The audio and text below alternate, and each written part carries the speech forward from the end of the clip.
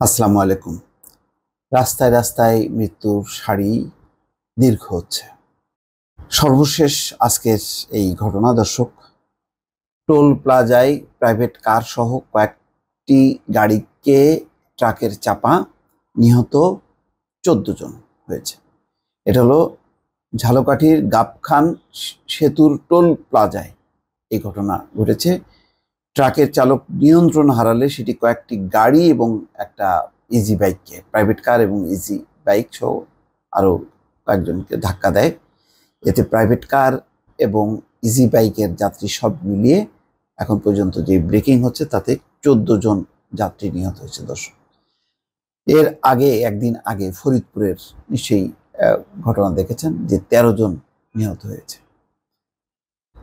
তো আসলে কত মানে মনে হচ্ছে মানে শেষ না হইতে একটা মানে শোকের একটা লম্বা ইতিহাস শুরু হয়ে গেল এবং সড়ক দুর্ঘটনা বেড়ে গেল।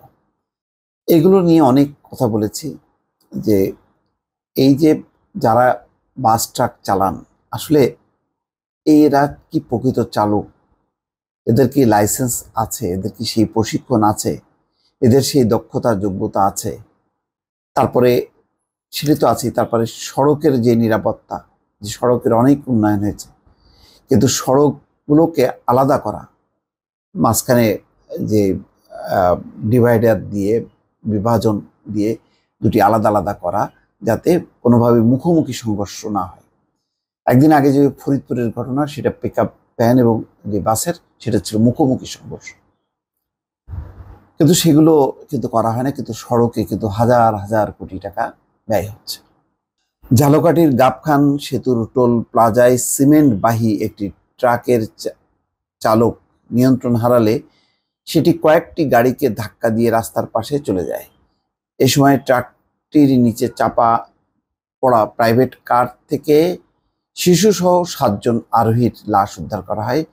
এছাড়া ট্রাকের ধাক্কায় ঘটনাস্থলে নিহত হয়েছে ইজি বাইকের 4 যাত্রী। এখন মৃত্যুর সংখ্যা বেড়ে 14 জনে ঠেকেছে। যখন এই খবরটি যেটি ছাপা হয়েছে সেখানে ছিল 11 জন, এখন আরও যুক্ত হয়েছে। এই ঝালকাঠি পুলিশ সুপার আফরুজুল হক এটি সত্যতা স্বীকার করেছেন। বুধবার বেলা 1:30টার দিকে এই দুর্ঘটনা ঘটে। দুর্ঘটনায় আহত হয়েছেন বিভিন্ন গাড়িতে থাকা অন্তত 25 জন।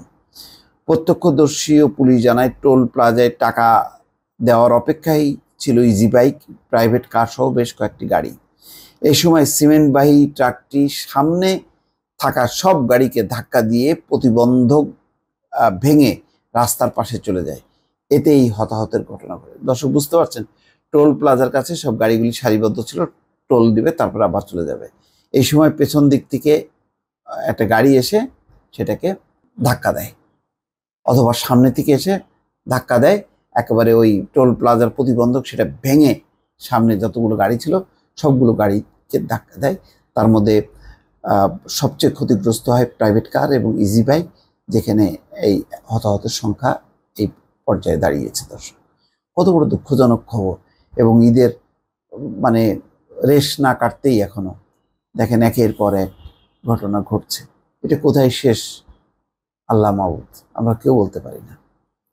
ভালো থাকবেন। আল্লাহ হাফেজ।